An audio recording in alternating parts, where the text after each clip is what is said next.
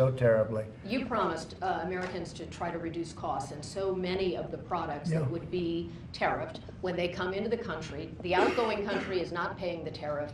The buyers in the United States pay that, and then that's passed on to consumers in Right. most instances. Sometimes.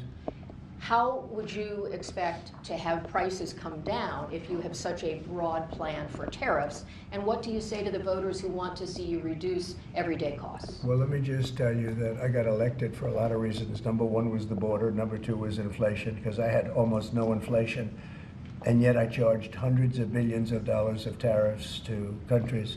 And think of it, I had almost no inflation and took in $600 billion of money from other countries.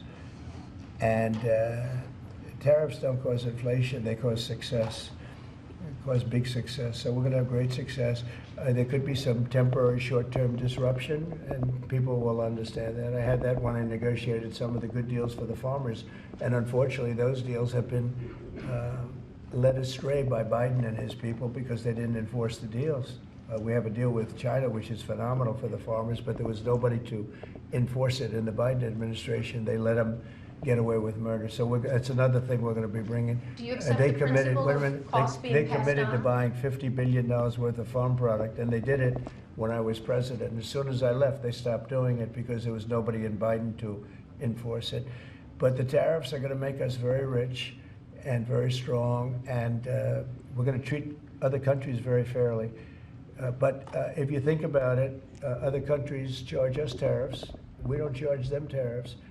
And it's about time that that changes. Sir, are you concerned about the market reaction around tariffs? No, no. Tariffs, the word tariff is a very misunderstood word. You've heard me say, I say it kiddingly, but it's one of the most beautiful words in the dictionary. It really is. And we've been taken advantage of because others have charged us VATs. As an example, the European Union charges us 20% plus a VAT tax, called a VAT tax, very similar. And it costs us an absolute fortune. We are treated so badly. They don't take our cars. They don't take our farm products, essentially. They don't take almost anything. And we have a tremendous deficit with the European Union. So we'll be doing something very substantial with the European Union. We're going to bring the level up to where it should be. And if you think of the European Union, then you go to NATO, it's largely the same group of countries. Until I came along, I mean, we were paying almost 100% of NATO only to get bad trade deals.